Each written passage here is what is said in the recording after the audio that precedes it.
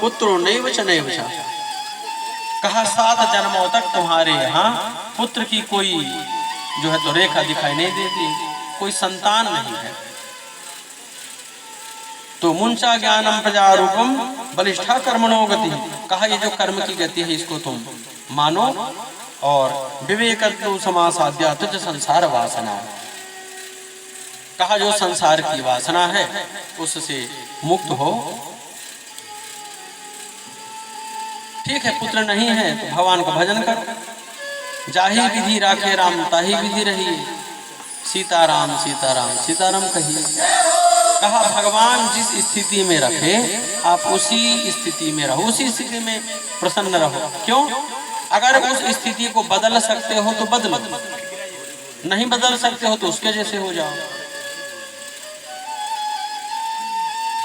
अगर नहीं बदलते हो और कष्ट हो रहा है तो फिर वो आपके लिए ही दुखी रहेगा, आपका जीवन दुखी होगा।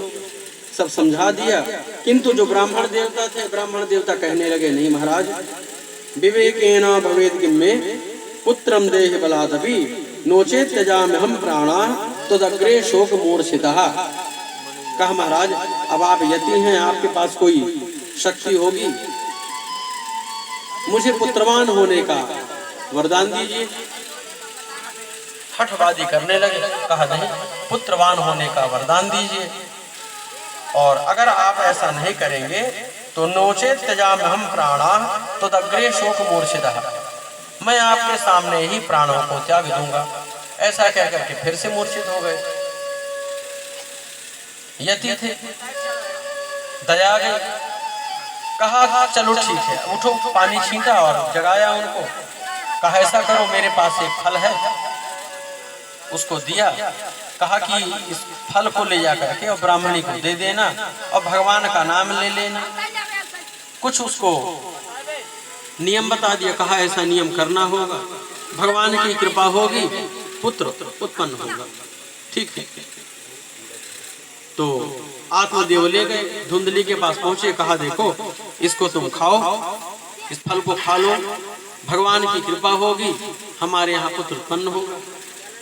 कुछ नियम बता दिया, कहा कि 8-9 महीने तक, वर्ष तक आपको नियम का पालन करना पड़ेगा। तो जब धुंधली को बताया तो उसकी जो पत्नी थी वो और भी दुष्टा थी, स्वभाव की दुष्टा थी, कुटिला थी। मन में विचार करने लगी,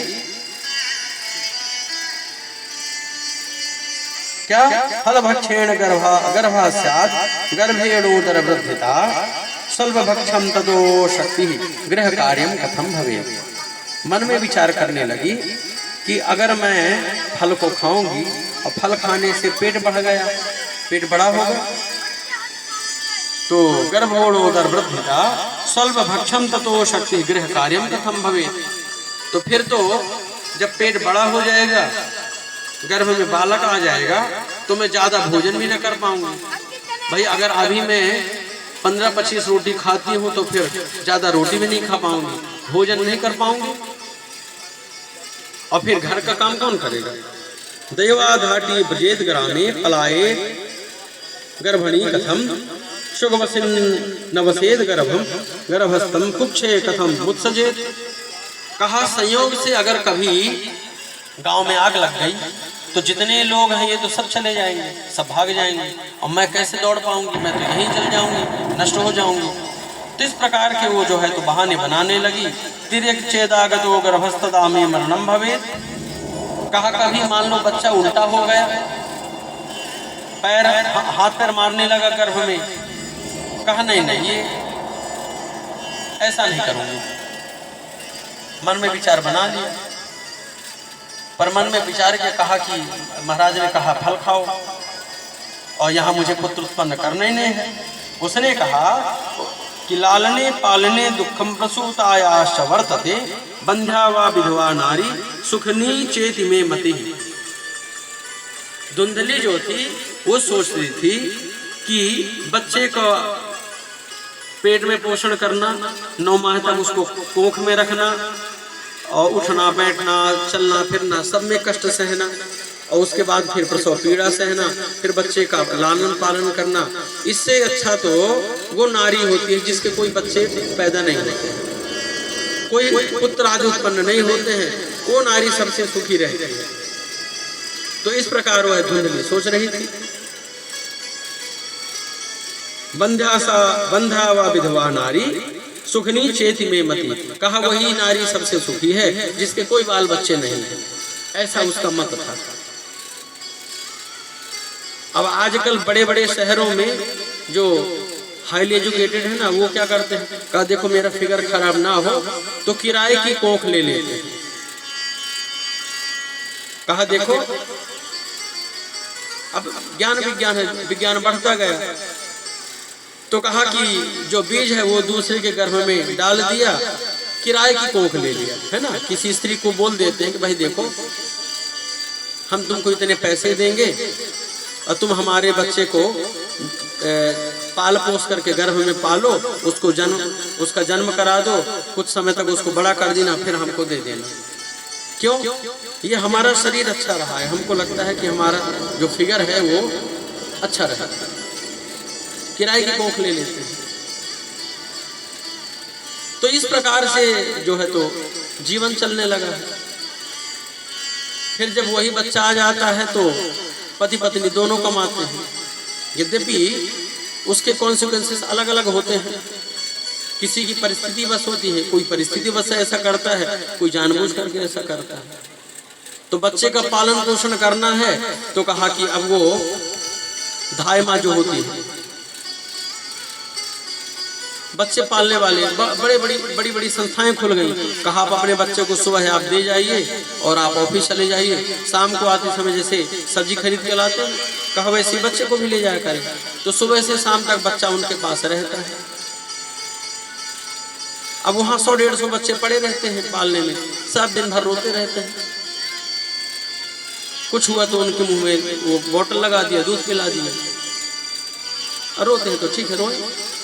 पर अभी यहाँ पति पत्नी दोनों कमाते हैं, दोनों ऑफिस चले गए, बच्चा धीरे धीरे धीरे ऐसे ही उसकी परवरिश होती है। फिर बच्चा बड़ा हुआ, उसके बाद दोनों को फुर्सत नहीं है, तो फिर क्या किया, बच्चे के लिए पैसे की व्यवस्था बस कर देते हैं। कहा तुमको जितना पढ़ना हो, बड़ा वाला मोबाइल ले लो, बड़ी गाड़ी ले लो, जहाँ तुमको पढ़ना है तुम पढ़ो, जितना पैसा लगाना है तुम मुझे बताओ, पर समय मत लो मुझसे। कहा मैं तुमको पैसे दे सकता हूँ, समय न दे पाऊंगा। क्यों? कहा पैसे कमाने में मुझे समय लगाना है, जितना समय मैं तुमको दूंगा उतना मैं और पैसा कमा लूंगा। बच्चा भी सोचता है कि ये बात तो सही है, सबसे ज्यादा जो इम्पोर्टेंस है वो पैसे का ही है। तो वो क्या सीखता है, वो यही सीखता है। जब बच्चा धीरे धीरे बड़ा होता है, उसकी जो कंडीशनिंग होती है वो ऐसे ही कंडीशन में होती है, ऐसे एटमॉस्फेयर में होती है कि बच्चे को ये लगता है कि मुझे भी पिता के जैसे बनना पड़ेगा, पैसे को महत्व देना पड़ेगा, मैं भी बड़ा होऊंगा। घर में जो संतति होती है दरअसल वो सीखते किससे हैं, वो माता पिता से सीखते हैं। घर में अगर पति पत्नी का झगड़ा हो रहा हो, विवाद हो रहा हो, तो पति पत्नी को डांट रहा है, बच्चे देखते हैं। तो अगर लड़का देख रहा है और लड़की भी देख रही है, तो लड़का क्या सीखता है कि जैसे पिताजी माता को डांट रहे हैं, ऐसे भी जब मेरी शादी होगी तो मैं भी अपनी पत्नी को डांटूंगा। हाँ? और जैसे मम्मी चुप है, कुछ नहीं बोल रही है, तो मेरी पत्नी को भी बोलने का अधिकार नहीं, बोलने नहीं दूंगा, जैसे पिताजी मम्मी को नहीं बोलने दे रहे हैं। और जो बच्ची है वो क्या सीख रही है, कहा देखो जैसे मम्मी है, मम्मी कुछ नहीं बोल रही है, तो मैं भी जब ससुराल जाऊंगी तो पति अगर मुझे डांटेगा या मारेगा तो मुझे कुछ नहीं बोलना है, चुपचाप सह लेना है। तो बच्ची ये सीख रही है। तो ऐसा वो जो वातावरण है वो हम स्वयं निर्मित करते हैं। चाहिए कैसा? भाई जो हमारी संतति है उसको समय दीजिए। बच्चे से आप पूछिए कि बेटा आज आप स्कूल गए थे तो कितने पीरियड लगे, कितने कालांश लगे, क्या क्या विषय पढ़ाया गया, कॉपी दिखा दो। कभी उनके शिक्षकों से फोन पे बात कर लो, ट्यूशन भेजते हो तो कभी उनसे जा कर के मिल लो, कभी घर में उसकी कॉपी देख लो। अगर कोई पढ़ा लिखा नहीं है तो कॉपी तो गिना ही लेगा ना कि चलो हिंदी की कॉपी दिखा दो, संस्कृत की कॉपी दिखा दो, साइंस की दिखा दो, इतना तो कर सकते हैं ना, पर उतना भी नहीं करना है। तो परवरिश कैसे करना है, ये जो है ये भागवत सिखाती है। कैसे भागवत सिखाती है? भागवत सिखाती है कि लालयेत 5 वर्षाणि और 10 वर्षाणि ताड़येत अप्राप्ते तु षोडशे वर्षे पुत्रम मित्रवदाचरेत। बच्चे की परवरिश कैसे करनी है ये हमारे शास्त्र बताते हैं। क्या शास्त्र बताते हैं? कहा लालयेत 5 वर्षाणि, बच्चे का लालन पालन 5 वर्ष तक करना, यानी उसको बहुत प्रेम देना। बच्चे को डांटना नहीं चाहिए जब तक वो 5 वर्ष का ना हो। बच्चे को डांटना नहीं चाहिए। क्यों भाई? डांटने का मतलब ही नहीं जानता वो, है ना।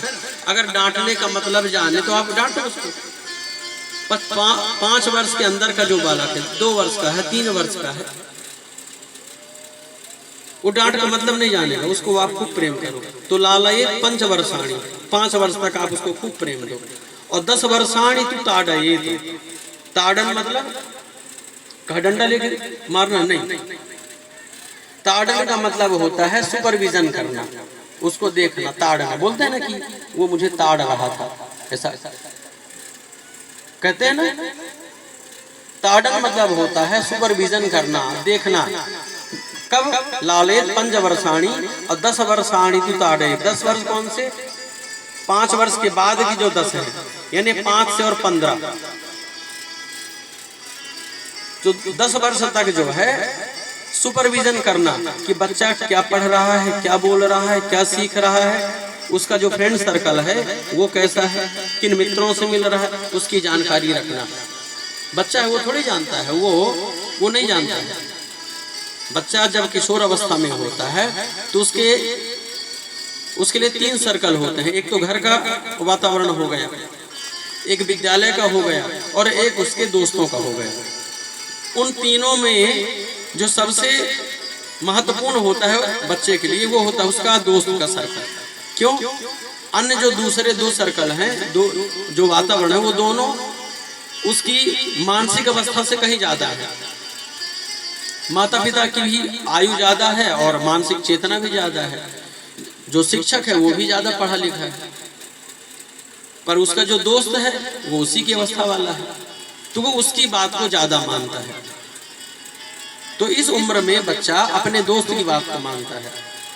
तो बड़े ही आसान से अच्छे तरीके से जो है बच्चे का सुपरविजन करना, देखना, उसको अपने निगाह में रखना।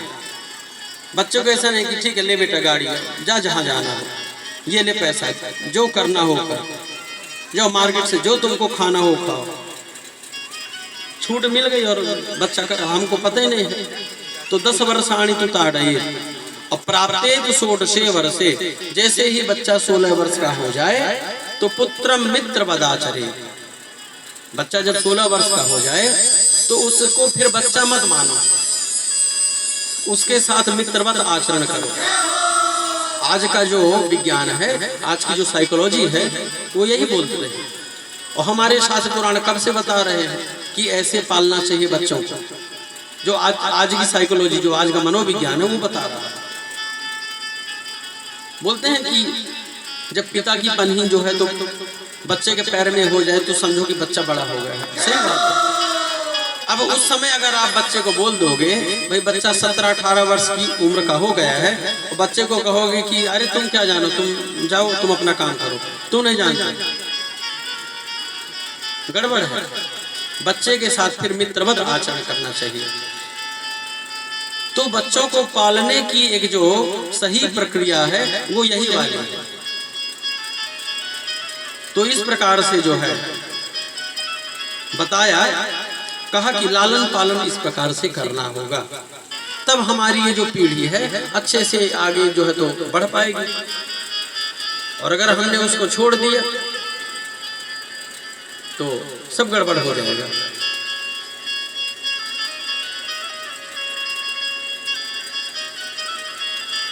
बीच में एक बार प्रसंग बस है तो हम बताए दे रहे हैं। अभी बीच में रामायण की एक चौपाई थी ना, ढोल गवार शूद्र पशुनारी सकल ताड़ना के अधिकारी। लोगों ने उसका अर्थ क्या निकाला, कहा ढोल गवार शूद्र पशुनारी, कहा इनको रामायण ने कहा है कि कूटना चाहिए, मारना चाहिए। कहा इनको जब मारोगे तब ये अपना काम करेंगे। उसमें लिखा है सकल ताड़ना के अधिकारी। तो ताड़ना